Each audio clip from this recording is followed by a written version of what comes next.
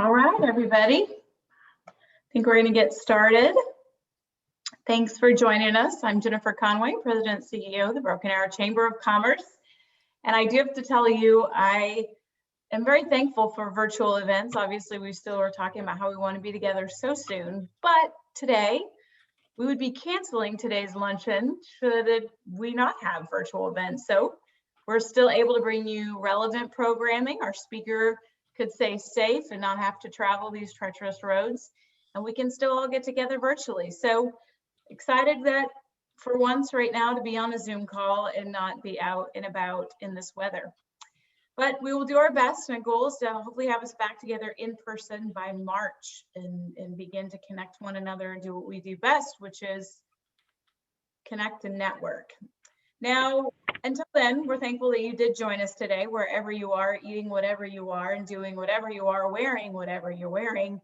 Hopefully it's comfy and warm. But I want to recognize and thank our sponsors for supporting our chamber and our chamber members.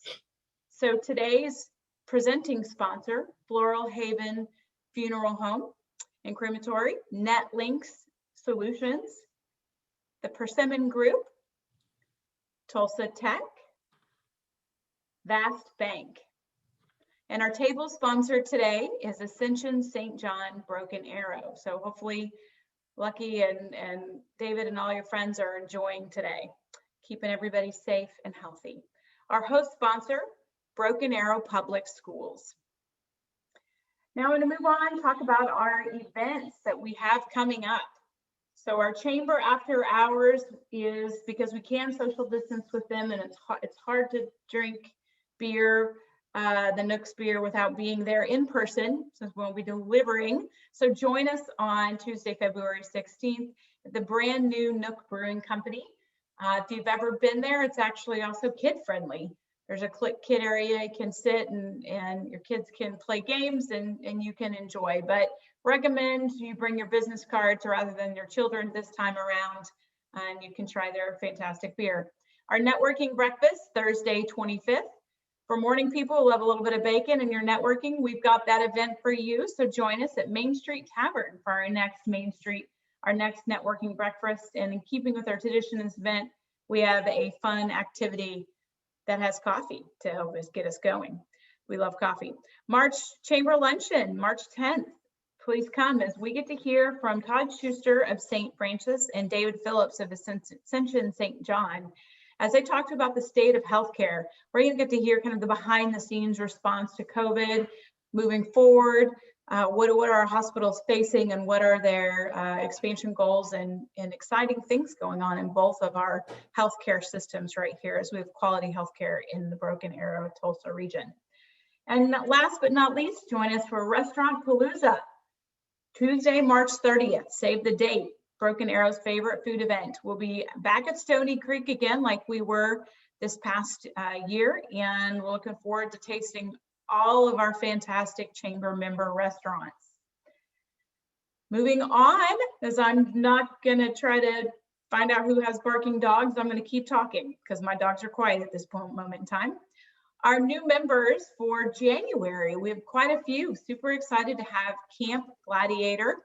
So as you're working off those COVID-19 pounds, you can join Camp Gladiator.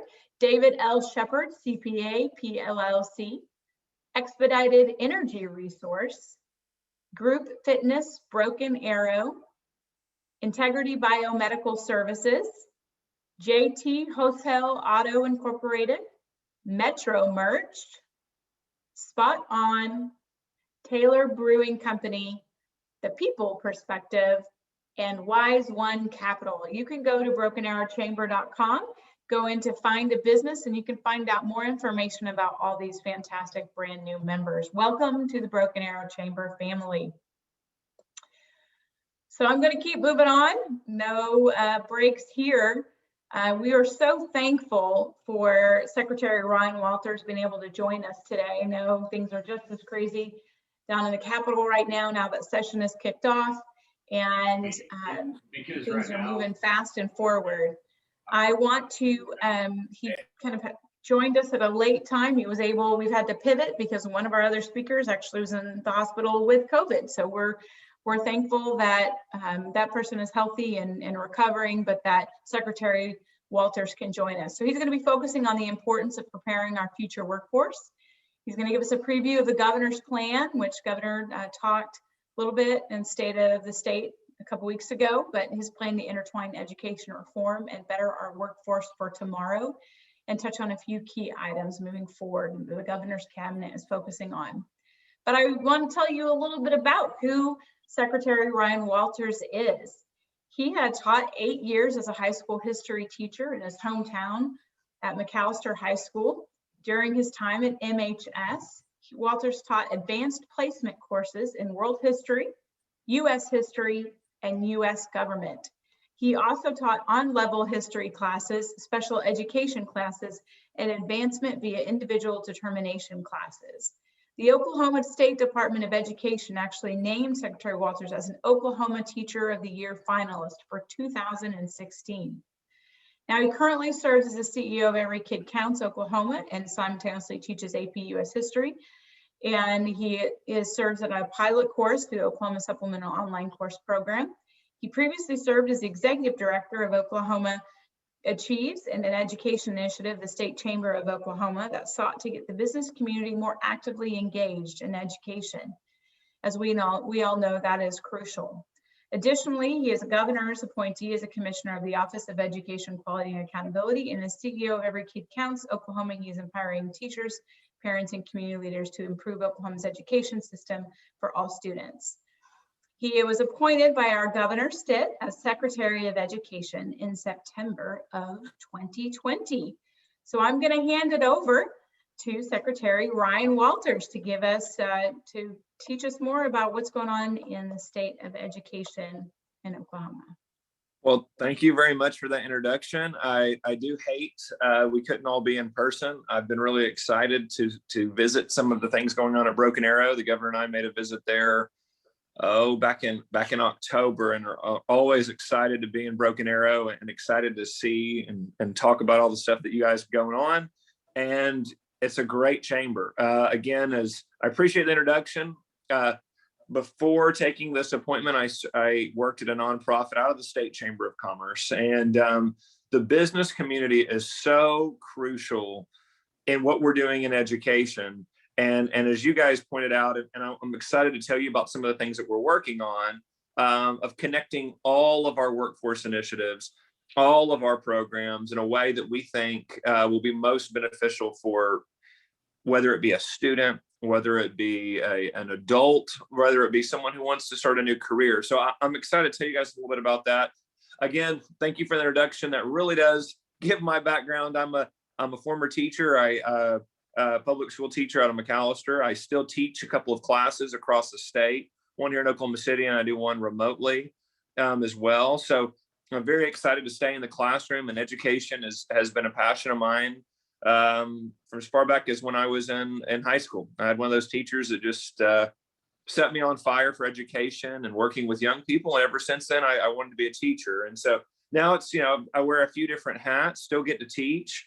But, as Secretary of Education, just to give a little context there, really my role there is I'm an advisor to the governor on education policy. So, when anything's going on in education, I keep him up to speed. When there's decisions being made in education, try to make sure that he's got good information there at the ready. And also being a cabinet secretary, it's great because I get to sit there and represent the education space with the Secretary of Workforce, with the Secretary of Health and Human Services, with all the different cabinet secretaries. And so one of the things I've really been excited about is the level of cooperation between cabinets, and an understanding that it's not, education's over here, workforce is over here, energy's over, no. We have a very close cooperative working relationship together. As a matter of fact, it's daily that we're all talking across cabinet level positions. And so to be in that position and be able to represent the education space, I take as a great responsibility. I also have oversight responsibilities at the State Department of Education, K-12. the career tech, and also higher ed. There's some other agencies that also fall under the Secretary of Education's office. One is OEQA, the Office of Education Quality and Accountability, which do a lot of the data and the teacher certification, which I've got something exciting here at the end to talk to you guys about certification that's right up your alley of what a lot of the work you guys have been doing about credentialing. And then the Virtual Charter School Board. So they deal with creating digital content for schools, and they also are the regulatory body over our virtual schools. So that's kind of, I wanted to give you a little context, because I usually always get that question, well, so what do you do, and what is that in relation to, the state superintendent? Well, I work very closely with the state superintendent. Again, there's some oversight responsibility there for me, but it's really I really view the role as working in all of those spaces. So working in all those education spaces, but then have the broader context to sit on the cabinet and work together. Now, I shared some slides with you all, and I don't, if we want to pull those up, I just wanted to start off by just diving right in to the educating the next Oklahoma workforce. And again, by the way, I do want this to be somewhat informal. I mean, if there's a question, or I don't want to just, and again, remember, I'm a teacher, so I can get going a little bit here. So if you've got any comments or feedback, or want to stop me, I want to take those pauses here. And of course, we'll have time here at the end to discuss any questions or comments. But I also, again, if something comes up, feel free. I would love the interaction there as well. But, in the governor's State of the State address, we really heard the governor. You heard him describe that we can't have a strong economy without both a skilled workforce and a strong education system. And this was a line that he had discussed, and you probably heard it out of his mouth before the speech. But when we're talking about being top 10 in business, we believe that it is essential that we have an education system that start our young people on a path to be successful. And I want to just, for a second, talk about the opportunities that we have to provide for all young people. Broken Arrow does a tremendous job at what all they make available for their young people and their adults. One of the things that I've been so impressed with is the working relationship you all have with your Common Ed partners there. I think Broken Arrow Schools has a robust AP program. They have great concurrent courses. That they've got leadership that really tackles those things as ways to make those offerings for their students. But for us, we really wanted to make sure that it was viewed this way across the state. That, when last year, the governor took a look at AP courses around the state, and we noticed that 290 high schools didn't offer a single AP class. And you think about that as a K through 12 student, that if you don't have these offerings in computer science or high level coursework, are you going to be as prepared for college as a student that does? And again, in Broken Arrow, we see a lot of those things. But when we look across the state, we didn't. And you're automatically putting a student in a position where they graduate high school, and maybe they're not as prepared for college. Maybe they're not as prepared for these higher level courses that they have to take. So you start looking at those things. We, of course, understand that if a student falls behind, they're going to be less likely to enter the workforce with the opportunity to be successful. So I say that to say what we viewed and looking at what you all are doing with the Broken Arrow STEM Center for Workforce Excellence has really excited me because we've started an endeavor that we're calling One Workforce. And what we're calling One Workforce, and again, your CEO is a representative there, is we've broken down we've tried to invite everything that involves workforce. And again, we believe that education and workforce development are hand in hand, right? I mean, you're really splitting hairs when you're even talking about the difference, right? So workforce development is more inclusive, but education, really that K through 12 component, and then kind of your traditional lanes, a career tech or a higher ed or college university. So what we decided to do is we decided to bring together everyone across the state that we felt like was a partner and engaged in education or workforce programming. And so we started off with a group of 58 individuals. We brought them together and said, it's time for us to start, like, let's first of all, let's understand what all do we offer. Okay. What all do we offer young people and adults in the means of workforce development? And we thought that was important, just to map it out. What exactly is somebody falling in the cracks? Is there overlap? Could we be more efficient with the way that we're utilizing these government programs? So that's one of the things that what we're looking to do is, again, get a map, understand what all Oklahoma is doing as a government involving in workforce, and then let's talk through a strategic vision. Let's have an understanding of where we move forward from here. Broken Arrow is represented there in a very big way. We have already set not only a large group, but we have these working groups that are coming together to try to set up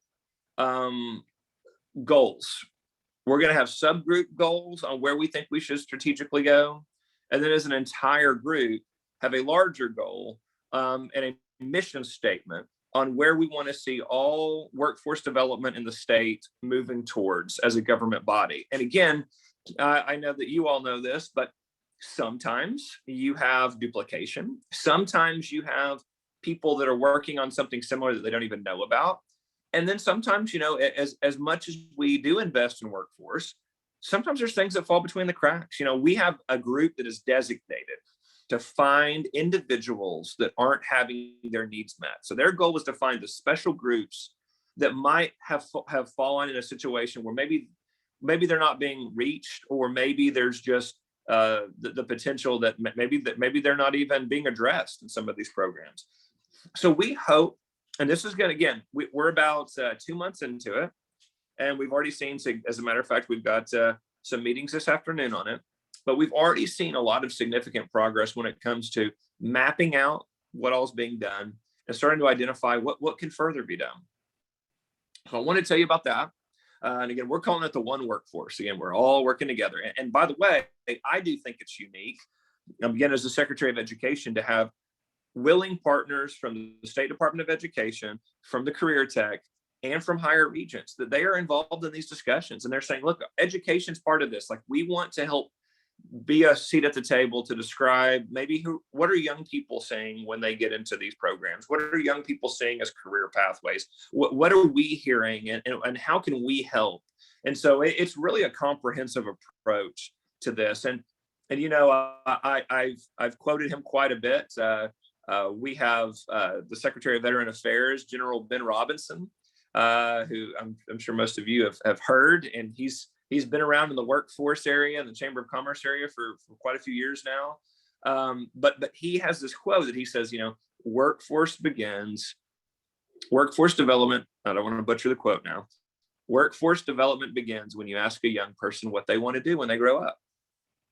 And that, I'm telling you, that has so stayed with me, because again, it's a comprehensive approach. It starts with asking them. It starts with engaging young people. Then it goes on into how are you training them?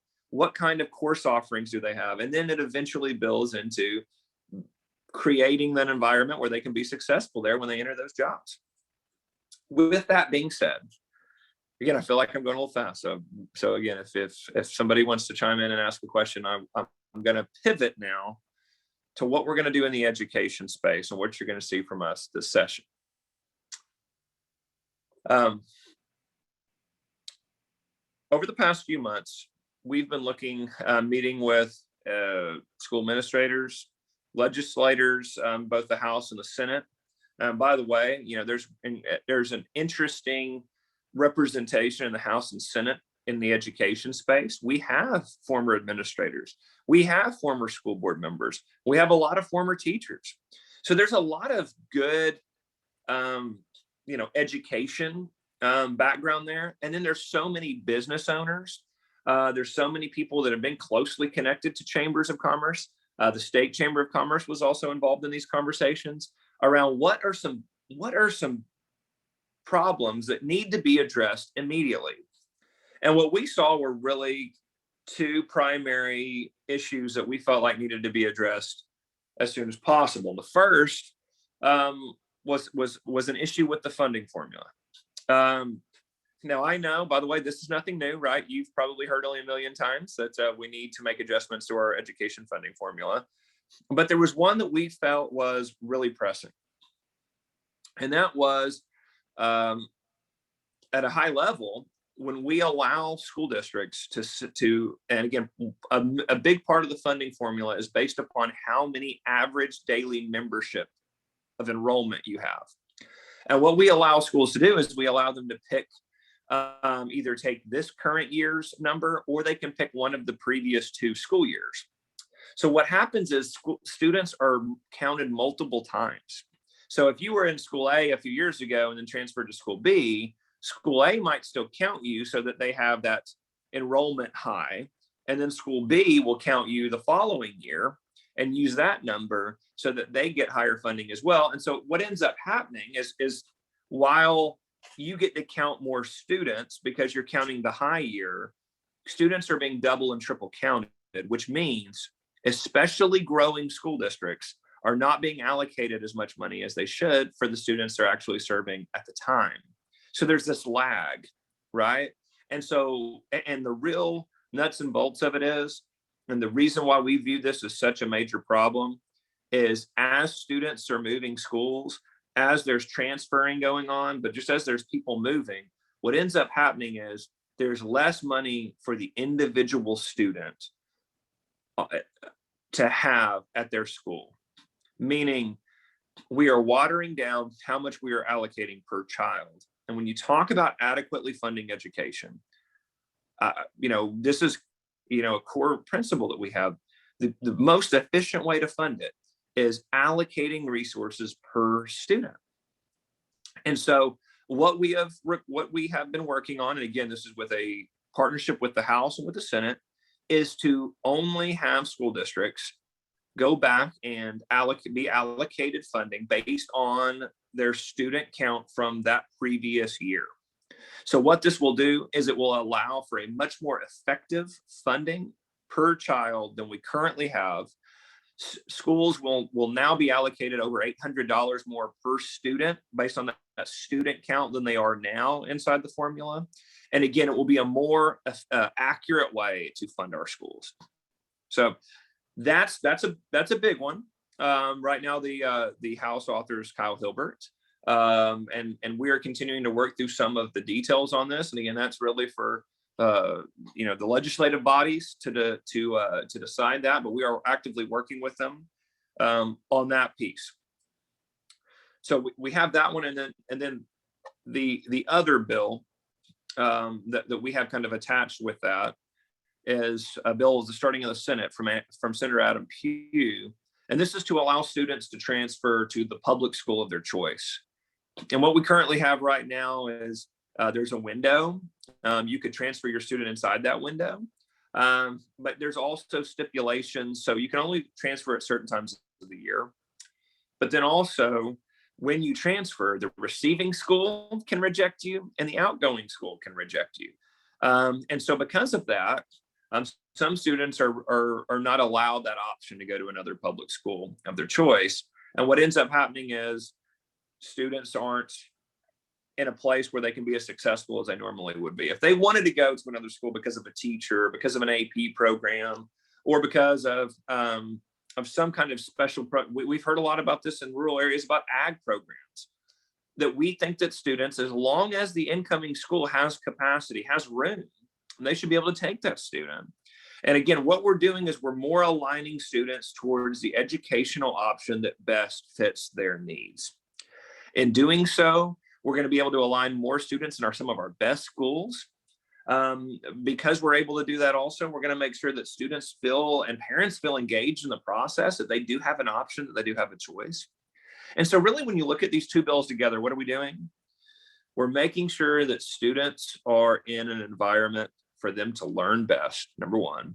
And number two, we're ensuring that students are invested in the most efficient way possible so that they can be successful. So we really think these two bills partnered together creates more options for students to be successful and create a more efficient funding of our students to be successful. These are two bills that again, it's been a long work in progress.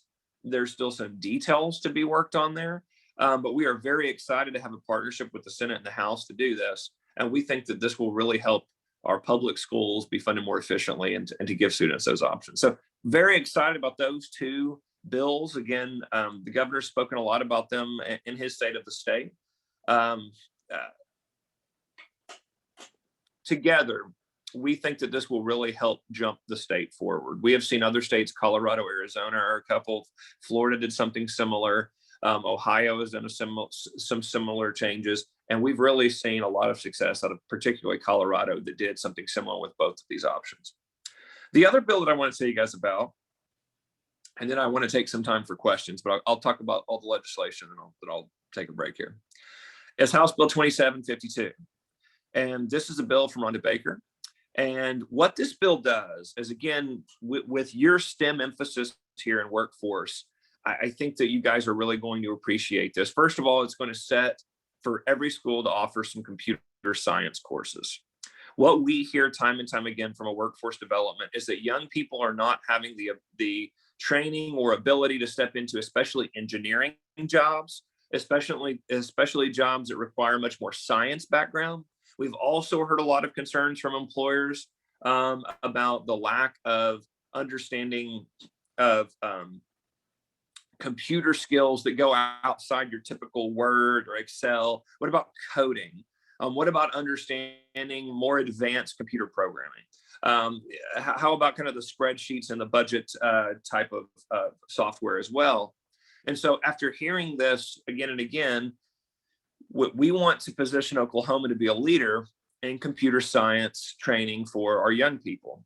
And so what this bill would do is it would do two things that we think are very important. The first is to have those computer science classes taught across the state. And the beauty is, I mean, just like what I'm doing with you right now, I would much rather be with you in person, but the reality is this enabled us to still connect today. One of the things that we're working on is having computer science courses available statewide for K through 12 students. Have some of the best computer science teachers in the state put together a course that, hey, no matter where you go to school, if you wanted to take a computer science course and receive credit for it, you could take it. I'm very excited to announce that we're in the middle of developing that course. We think this is very important to, again, make sure that every student has that opportunity to be successful in their career. The other part of this, and again, now this is, I kind of teased this earlier, the work you all are doing with workforce training and development of maximizing the credentials for people so that they can enter the workforce. I think that you're really going to like this part. So one of the things that we've been very interested in other states is micro-credentialing for teachers. And here's how this works. Right now, we have teachers go and they go to, if you go the traditional route, you go to a college of ed, go to the College of Education, then you go and you take these standardized tests and get a certification to teach certain subject areas. Now, some of the problems with that is if you do that, there's only so many times a year you can take the test. And then you got to pay for the test every time, obviously. But then there's also a lag in when you get your scores back. So just for an example, if I found out as a teacher that I wanted, hey, there's an opening in this class and I want to go teach a different subject, I would have to wait for the testing window. It's only offered 4 times a year. I would then take the test. I would then wait 60 to 90 days to hear back. And by that point, a building administrator, they've already given the job to someone who already has that credential, or you've missed the opportunity. So what we would like to do, and what we've seen, Tennessee's been a real leader in this, is to allow for micro-credentialing so that a teacher that wants to teach a computer science class, boom, we can put them in a training that allows them to sit and listen from an instructor and then show evidences of their understanding. So they can literally go in with their classes, do work, show the instructor in the system, and get credentialed to be now a computer science teacher or a STEM teacher. And just to show everyone why this is important, right now, we don't have a developed system of teacher credentialing. And these computer science classes are so new, the standardized tests are lagging behind. So as a state, we don't even have the test ready yet. So this is the perfect opportunity to show everybody that we can do this type of credentialing, which uses evidence-based principles to show you're effective in the subject area, and then reward that teacher with the credential. We think this will jumpstart professional development across the state for teachers. This is a way to streamline the education of teachers as well. This is also a way to ensure that our teachers are using the best current practices and best current knowledge in the field. And again, you all know, if you're teaching computer science courses and you're using a decades old curriculum, that information is not, I mean, I'm a history teacher. So for me, I can take a textbook from, 100 years ago and it's really important. But in computer sciences, if we're wanting our young people to be ready for the workforce and be ready to go, it's going to have to be really updated material. And with micro-credentialing, what it allows is teachers to continue to build upon a credential they already have and become even more, gain even more knowledge and become experts in that field. So you can continue to build upon your credential as time goes on. We think this is going to be a great way to ensure that teachers across the state have this opportunity to improve in this space.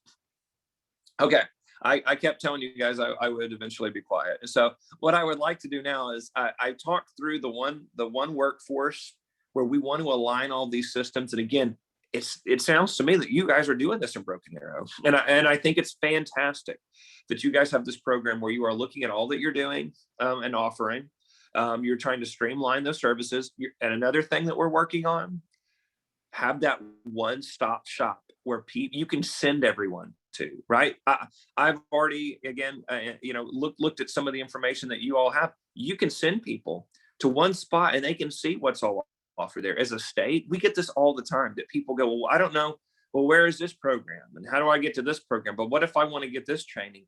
We are going to have to continue to streamline those services so that no matter where you are, you don't have a high school degree, you have a job, but you want to change jobs, you want an additional training. We need to be able to send people to the same spot and then help them find what needs or connect them with what needs or meet their needs. And these are all part of the conversations we're having. I feel like it's again, a lot of the work you all are doing locally that we're trying to do at the state level. And then I wanted you all to know about our legislative agenda. And for us, the governor is very unapologetic and that we should be top 10 in education. And I feel the same way. I think that we have young people that are in the system now that we have to have a sense of urgency to improve this system for them. We've got some great teachers. We have some great school leaders. We have some great people in the business community that want to hire people, that want to bring good people to their community. But I think we're going to have to continue to ask these questions and be bold and say, we want to do things differently. We want to do things better for our young people, for our workforce. And we think this is a step in the right direction. We think this is a significant step in the right direction. So I will pause now and see if you guys have any questions for me. Well, great update. We are excited as the Broken Arrow Chamber of Commerce and EDC to be one of the workforce centers of excellence and being a part of that entire process. Our Darla Heller is a representative on those boards, and she do a fantastic job, and her and her team leading workforce education in our community in partnership with our schools. Has just been, I'm thankful for all the people we have at our table that are truly innovative. That you're saying, I know I'm just repeating, but I can't speak enough about our talented team we have from Broken Arrow.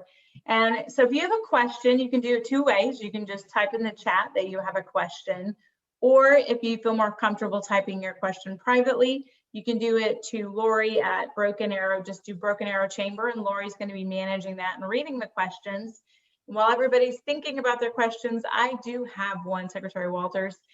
Is as you talk about those two bills about the allowing students to easily transfer, as well as the funding following the transfer student, what is that plan and that third part of that plan to ensure that those schools, whether they will be rural or urban, don't really see a mass exodus and lose funding that is so vital to help them maybe get back to be the school that people want to be at? So was there a plan for that piece? For if a lot of students leave a school? Yeah, and so obviously if you have you have a rural school, people Sure. that funding leaves, and then the ability to be a successful school kind of gets challenging. So a couple of things there. First of all, again, and I will leave. I will talk highly about it because I don't know. So I'll be frank. So the House and Senate are debating what a cap should be on maximum losses for a school to ensure what you just said, that if there's a mass exodus of students, that funding wouldn't leave rapidly. And so that's being kind of debated and negotiated right now of where that should be. And the other thing is, we don't expect there to be mass exoduses from, especially when we talk about, our rural schools and everything like that. Usually what they see are small, ups and downs. And so the thing about it is, while what this might do is on a year where you have a slight decrease, right? You could have a decrease in your funding.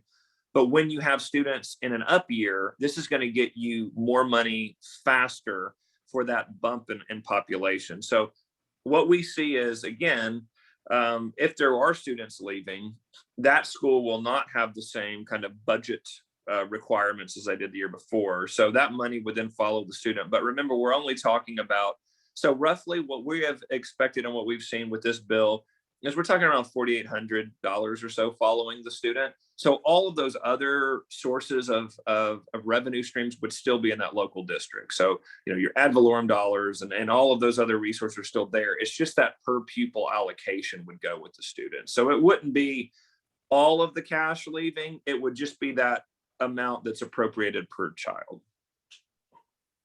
Great. Thank you I know that's been one of the things that needed to be clarified, and I appreciate that. Yep. All right. Our own Darla Heller has a question. You want me to unmute and ask it myself? I will. Okay. Hey, Secretary Walters, I'll see you later on this afternoon on our committee meeting, right? Thank you for this. About to say, Darla is doing a great job. And like we talked about earlier about Broken Arrow being represented, and so glad that your involvement in the broader group and in that subgroup as well. So really appreciate all your work. I'm looking forward to getting into those numbers later. But I have a question about the Workforce Centers for Excellence funding stream. I know there's a bill out there that looks at developing a new funding stream for workforce centers with using those payroll taxes, I think, is for the pooled finance program, right? But talk to us about other streams or where you see funding coming from for those centers that have been designated. Okay, that's a great question, and we've heard a lot of different options that are being kicked around. Yeah, you have the bill that would set that up. We're also looking at looking through all of the different funding mechanisms that we currently have when it comes to DHS is one, when it comes to some of the other federal grants that we have that we've been looking at where they're being allocated. And so we think there could actually be a few options there on where that funding stream could be. I do think that I've heard some positive things about the legislation, that could potentially go ahead and move through. But if it doesn't, I still think that we have several options there of some of the federal funding that we have that we think we could move over there as well. So I do think we have a few options. Good question. Secretary Walters, we've had another question come in. What have we as a state learned about virtual education? And is there a review process in place for plans to move forward? That's a fantastic question. So I think we've learned a few things. So first of all, I think that we've learned that for some students especially that are advancing or working faster than their peers, that virtual learning is a viable option. We've heard a lot from parents. I hear every week from parents that their students that are older have enjoyed it in some of their classes because they've been able to work at their own pace. They've been able to have more personalized instruction. I think that the virtual learning, and one of the other things we've learned is that it really it provides more options for students. Again, right now I'm teaching a class to 2 different schools across the state, right? It's really easy to do with technology now. If you wanted to do that for especially students that are really engaged, students that are motivated, self-motivated, that these opportunities can be made available for them. So I think there's a real potential here for learners to have access to more courses and to different teachers and things like that. I think those are some. I also think we can streamline the trainings for our teachers. I think we can make school much more flexible and scheduling because of the virtual learning component. I also think that we can do a really good job of keeping students engaged in our breaks and when they're away from school. And I've also heard a lot of feedback from that from parents is, hey, it's really great that my kid can do a lot of this now at home. They can do certain things. So there's a lot of flexibility, right? So I think it's really provided that type of innovation of personalized learning. It's really allowed students to work at their own pace. It's really allowed more options for students. I think those are some of the really good things we've learned. Now I'm going to kind of do the other side of this. I also think that we've seen that students, especially younger students, can struggle in virtual learning. I think especially that K through second grade. We've heard a lot from parents that have had difficulty with their students learning to read, learning to stay engaged in math homework and things like this when it's all done at home. And so I think that, we've been very direct in our criticism of schools that have remained closed throughout this entire pandemic while other schools have found ways to open. And honestly, it is very concerning for us to hear from these young parents with young students that say, look, we've got to have this in-person learning. And I think, again, I think we all knew this, right? But the importance of the teacher in the classroom, building the relationships with students is now more clear than ever. And I think for students that struggle, and again, as a teacher, I always had students that struggle with motivation. As a matter of fact, we talk a lot about problem students, discipline problems in schools. I'm going to tell you, there's another group of students that I'm very concerned about, and those are your apathetic students. I see them all the time. They throw their hoodies up and they're just not engaged. I'm just here. My mom makes me come to school. But I don't care. Just, college might as well be the moon for me. It's pie in the sky. Those apathetic students, that developing a personal relationship with them it's incredibly important, but it's very difficult to do virtually. I mean, I taught my virtual class this morning, and I had to jump all over some kid for not turning the screen on. So I'm like, hey, I can't get to know you if you don't turn your screen on. You can't, but again, it's hard sometimes, especially, with young people, to not have that dynamic of being in person, really developing it. Oh, by the way, we have some great teachers who have done that virtually. But that's where I really think it's very important when we talk about giving options to parents, that again, for some, virtual learning has been great. And I hope, and I always want parents to have that option. But I also think for students that struggle, for students that are much younger, I think that virtual learning can sometimes be more difficult. We do have a few more questions. We have one about apprenticeships. What efforts are there to support apprenticeships, especially helping employers to engage with apprenticeships while not relaxing all of the requirements? Fantastic question. So last year we had a bill that went through that provided a larger tax credit for these work-based apprenticeships. And one of the things that we're trying to do is, what we would love to see too, is for K-12 students, we're talking about 11th and 12th grade, to engage in these apprenticeships and even be given credit for them as well, so that there's a potential there for 11th and 12th graders to be more engaged in the workforce. But we are actively trying to find an even greater tax credit potential there for employers to do this. We think this is so essential to make it profitable and available for employers to be able to do this, because we hear these stories from young people that when they get in, and we hear it from work. I was talking to a business owner just the other day that said, look, there's certain things, like if you will come in here, I can show you. And it's really hard for me to know that I'm going to get these skills from my young people. But if they will come and they will work under me, we get to know each other. They see what's expected of them. And 6 months with me, I would rather them, and again, this is what this gentleman said, I'd rather them spend 6 months with me than maybe spend 2 years in a trade school or something like this, because I can show them this specific skill. And so we think that that's very important to continue to pursue ways to make that easier for employers to do, but also more worthwhile for them to do as well financially. Counselor Wimpy, would you like to ask your question?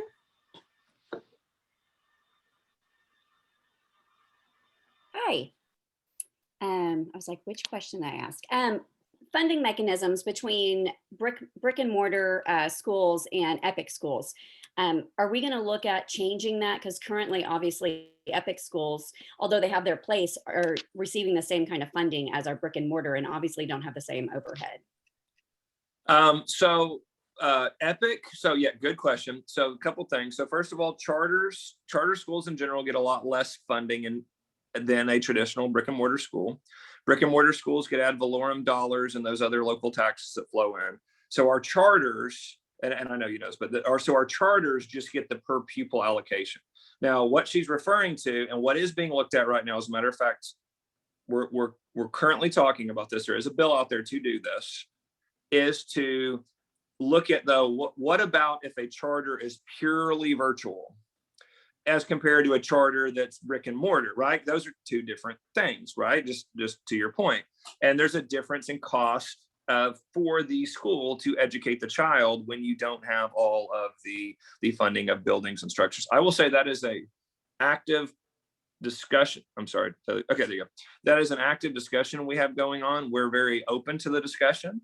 We think that there needs to be a consistent look at what our virtual schools are doing. And again, I spoke to a group in Broken Arrow not too long ago about this, that it is a very fair statement to say when these laws were passed regulating virtual schools, that those were done years ago without the expectation that virtual school was going to, no one would have guessed, right? Probably a few years ago that you would have the largest school in the state would be a virtual charter school, right? That I don't think any of us would have guessed that.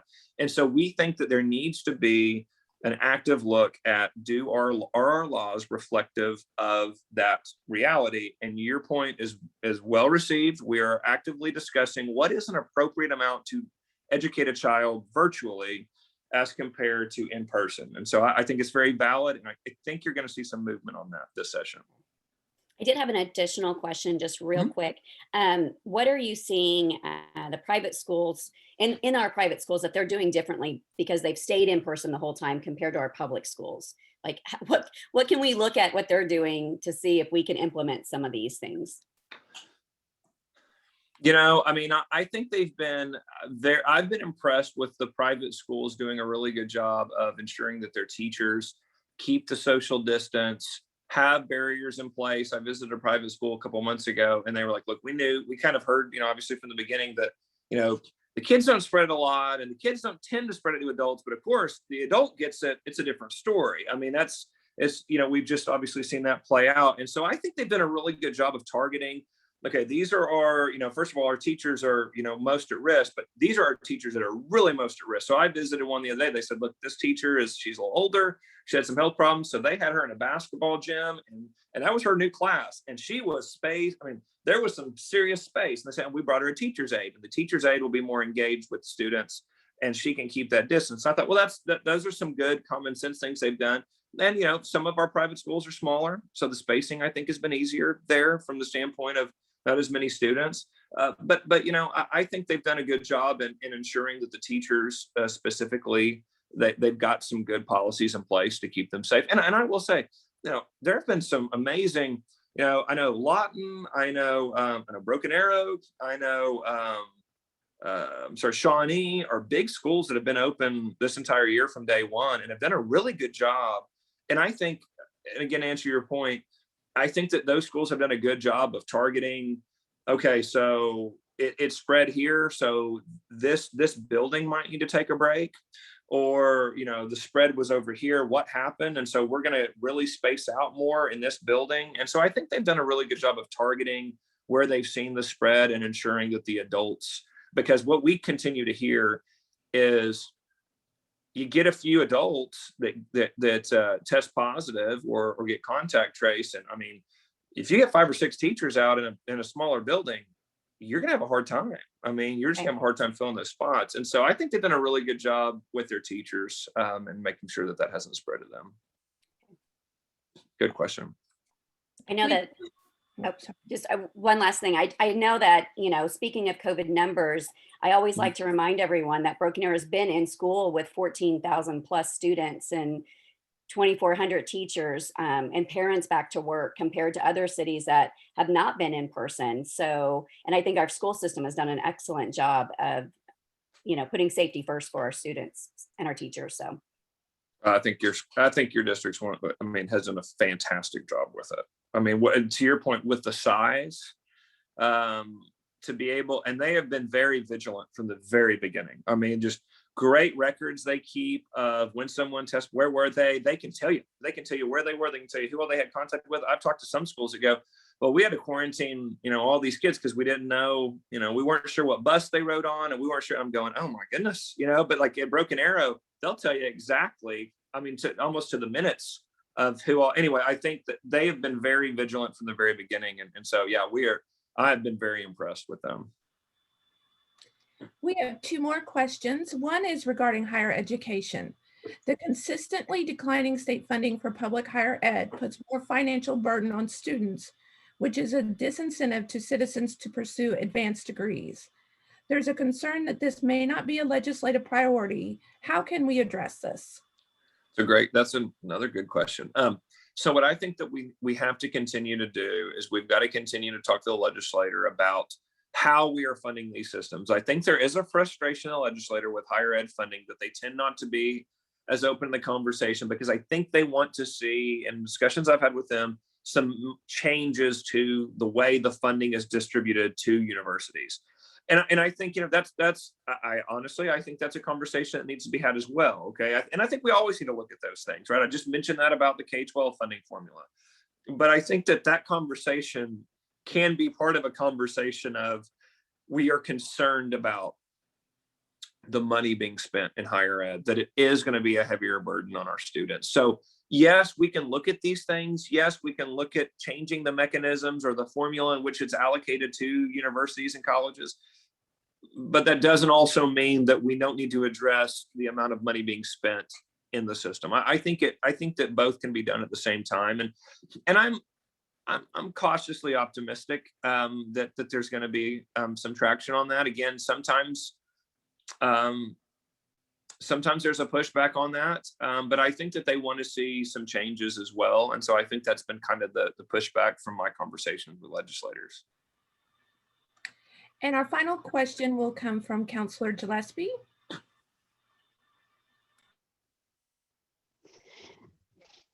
Hi there. Thank you for joining us today. I really appreciate all the info.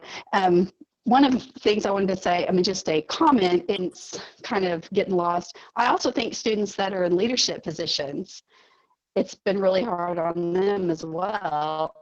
Kids that normally are just like go through school and have no problems, now they're having problems. That's right. Which is kind of sad. But my question is actually about higher work in the dental industry. And so when I'm looking at students that are coming out of dental school, or dental hygiene students that haven't had their hands in a patient's mouth in a year, and that's concerning. So is there anything that we are, what is our role as a state? What is your role as a state on, because I know they deal with their own boards on helping with that. Great question. This gives me a chance to address even what was partly in the previous question. One of the things that we really want to see when we talk about higher ed and we talk about funding to higher ed and we talk about higher ed performance is we would love to see much more work-related experience embedded into the higher ed system. We would love to see more programs. Again, we've been talking about expanding the student-teacher experience in Common Ed. We've talked about allowing these apprenticeships to count for college hours. We've talked about connecting apprenticeships to higher ed university courseware. And we think that that's a great way.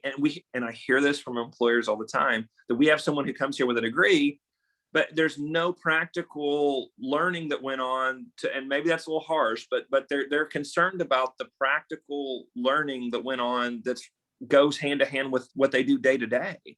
And so they have this kind of, they have a degree, they might even have a master's degree or beyond, but it's not connecting to their industry. And we think a great way to do that is to continue to incentivize through the formula those type of work-based practices embedded into the higher ed curriculum. So I think, I know that's kind of a more high level answer to your question, but I think what you just said is an example of what we've seen play out many times in higher ed, and we hear that from the business community. Is we would love, hey, get us involved, get us engaged. We would love to talk through this conversation. If you're willing to award college credit or create these partnerships through courseware, we would be more than happy to do that. You see the career tech model do this very well. So could we get more of that going on in our higher ed institutions as well? We've seen states like Arizona really take this on.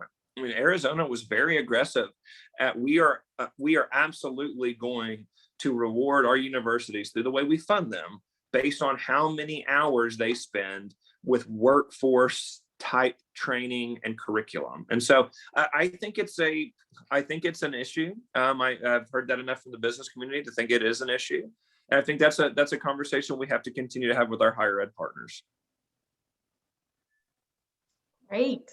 Well, thank you, Secretary Walters. This was fantastic. And thank you to everybody who asked incredibly engaging and knowledgeable questions. And I think you did a fantastic job answering them. So go ahead.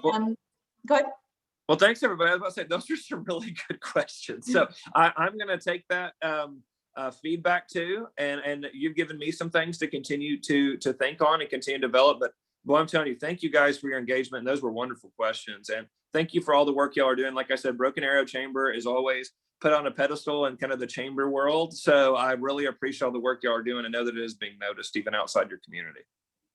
Thank you. Thanks for the plug. And everybody, my little plug for today is that if you have a few minutes, just Google lawyer who can't take Zoom cat filter off, and that will give you a little fun laugh because it's hilarious. And one do want to thank our sponsors one last time: Floral Haven, NetLeak Solutions, the Persimmon Group, Tulsa Tech, and Bass Bank. Table sponsor Ascension St. John Broken Arrow and Broken Arrow Public Schools. So everybody be safe, be warm, and have a blessed rest of your day.